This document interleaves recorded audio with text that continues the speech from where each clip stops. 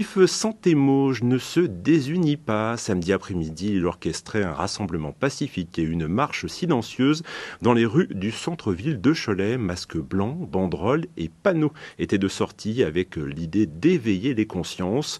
Nous avons retrouvé le fondateur du collectif à l'issue de la déambulation au parc Turpot.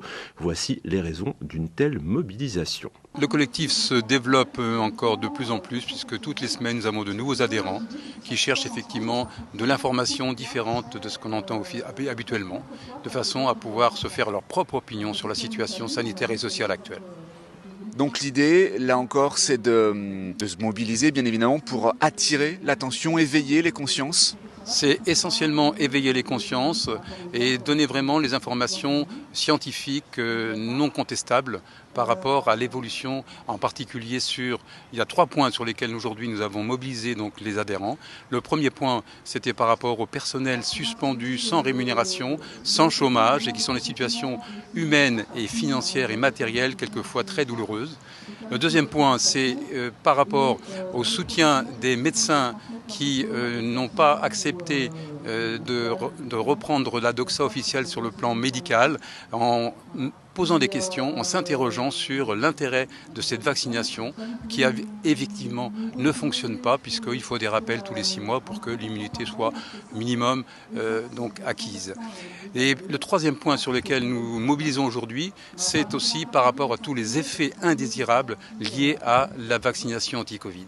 Et là, nous nous appuyons essentiellement sur des documents officiels, que ce soit l'Agence nationale de sécurité du médicament, que ce soit sur EUDRA Vigilance, qui est un service européen donc de récolte des données. Et donc nous constatons qu'il y a beaucoup d'effets indésirables, des centaines de milliers au niveau de l'Europe. Il y a aussi des décès qui sont quand même imputés à la vaccination. Et c'est toujours difficile de savoir le lien direct qu'il y a entre la vaccination et les problèmes de santé qui émergent de façon majeure aujourd'hui, particulièrement chez les jeunes. Là, on a beaucoup de jeunes qui ont des problèmes d'AVC. Vous avez des sportifs qui tombent d'un seul coup comme ça dans leur activité sportive. Qu'est-ce qui se passe? Au moins qu'on s'interroge. Mais il n'y a jamais autant de jeunes qui ont eu des effets indésirables de cette manière. Donc c'est vraiment pour nous important d'informer la population que ce vaccin, ce qu'on appelle le vaccin anti-Covid, est un vaccin à risque et que les jeunes n'en ont absolument pas besoin, sauf éventuellement des personnes qui ont des problèmes d'immunodépendance marqués, mais et encore ce sera vérifié sur le plan scientifique. Informer la population, j'entends bien ce que vous me dites, mais derrière, in fine, il n'y a pas la volonté de faire infléchir le gouvernement sur la politique menée? Bien sûr que si. Là, vous avez certainement entendu les débats à l'Assemblée nationale et au Sénat concernant la suspension des personnels soignants dont nous avons besoin dans les services hospitaliers en particulier, et que cette suspension ne se justifie absolument plus aujourd'hui.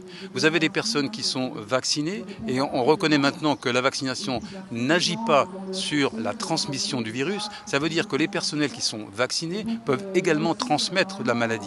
Donc des personnes qui ne sont pas vaccinées n'ont pas plus de risque de transmettre un virus qui pour le moment est plutôt en décroissance et puis en activité beaucoup moins importante qu'il y a 2 ans avec le SARS-CoV-2.